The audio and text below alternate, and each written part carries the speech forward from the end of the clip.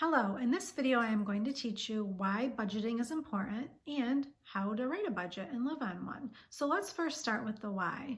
Why is budgeting important? Well, a budget is a plan to help you achieve your financial goals. First, determine what are those goals. Is it to save money for emergencies, pay off debt, save for a down payment on a house, save for retirement, your kids' college? Whatever your why is, that is going to be your driving force in putting the budget together and making a plan for your money.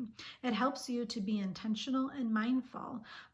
So often we are so busy and our lives are so crazy that we just kind of get on autopilot and go with the flow. By looking at your finances each month, you are really having to force yourself to ask those questions. Where do I want this money to go? What do I want to do with this money? What are my goals?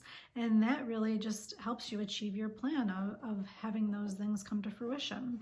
A lot of people will say that when they start budgeting, they feel like they've gotten a pay raise because now that they're aware of where their money is going, they have found extra money to put on their goals and to use in their monthly budgets.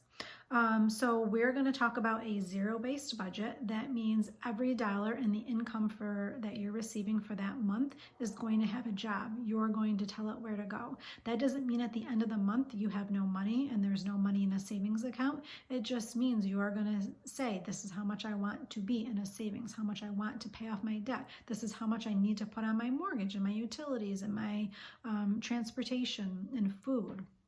So you're really going to break it down by dollar and assign those dollars a job, what they need to do for you. Your money is working for you, and that's the way that you want to look at it.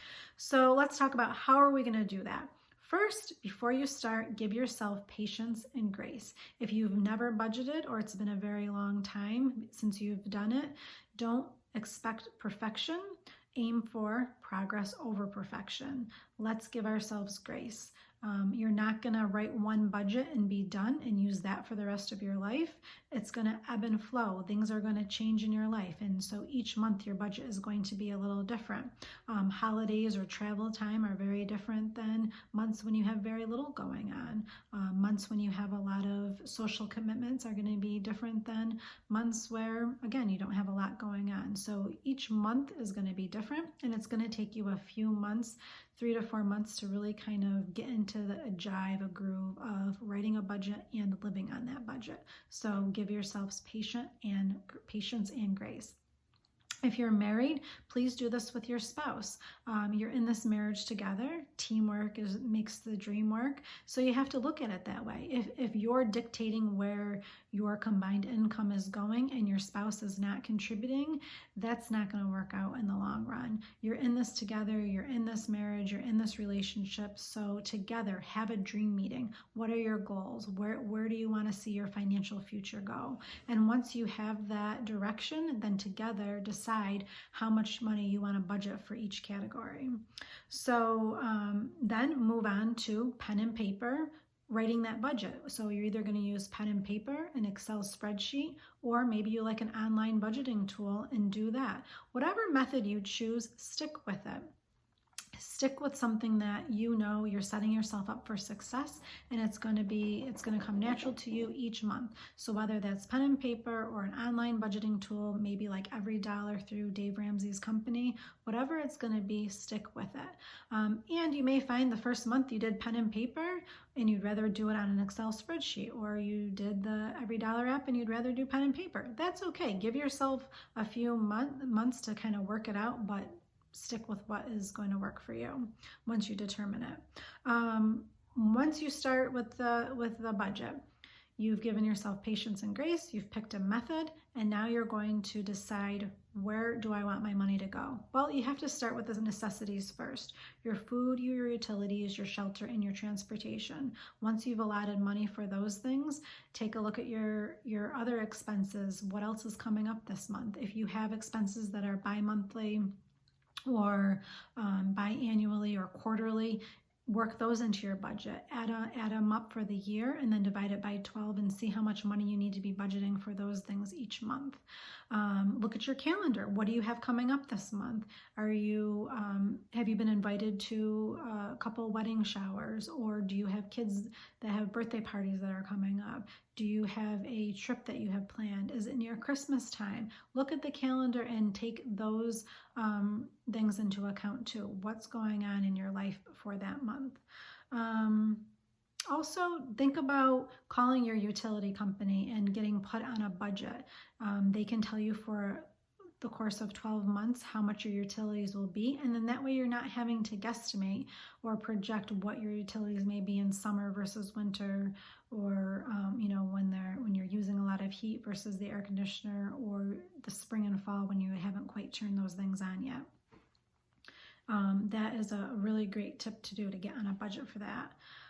So let's talk about why, what you're finding when you're looking at all these categories. It's eye-opening. You may be shocked to find out how much money you're spending on food or gas or entertainment, or how much money you're spending on your kids' activities, or traveling. It could be a real eye-opener, and that's what we want, because we want you to be intentional and mindful and know where your money is going. We don't want to put the wool over our eyes and not know where we're spending our money. We want to figure it out, and we want to make our plans so we can be successful and go down that path towards financial freedom. So the first month on your budget, track your progress. So when you go to write the budget for the second month, you could say, well, we projected $300 for food, but really we spent $400. So now we have to have that conversation. Do we want to keep spending $400 on food, or do we want to rein it in and go to $250 a week, or every 2 weeks, or however you came up with that number? But that's forcing you, again, to be mindful and intentional. So you've done your budget. You're going to implement your budget, and then I ask you to be diligent, to follow through with it. Even if a category was way out of whack, you didn't budget enough for gas, well, spend what you need on gas, but really try to be mindful that you may have budgeted $75 for the month, but really you needed $125. And that'll help you in the second month, third month, fourth, and so on and so forth, to really get better at your projections and what your budget should be. It's very important to have a miscellaneous category. That category will allow you to pay for things like your windshield wipers break and you need to replace them. Well, where do you get that money from? Because you didn't budget for it, because it's an unexpected expense that popped up. So if you have a little rainy day, a slush fund, a little sinking fund, it may be called, whatever you want to name that account, have a little account that you're putting money into for things that pop up that are unexpected.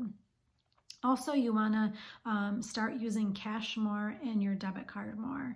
You'll want to go to your bank or credit union and take out cash and use an envelope system. This is our envelope system. It's an old coupon organizer, and every category that we have in here are categories that we pay for cash. It's everything from food to our daughter's allowance to our church offering to beauty, going to the hairdresser, things like that. We take out the cash, we put it in here, and then before we go to the grocery store, we'll go into our envelope, we take out the money for groceries, we go grocery shopping. When we pay our daughter her allowance, we take it out of there. When we go to get our haircut, we take it out of there. To the doctor, so on and so forth. Whatever the categories for you in your home, come up with those categories and use an envelope system. Also, I implore you to stop using your credit cards.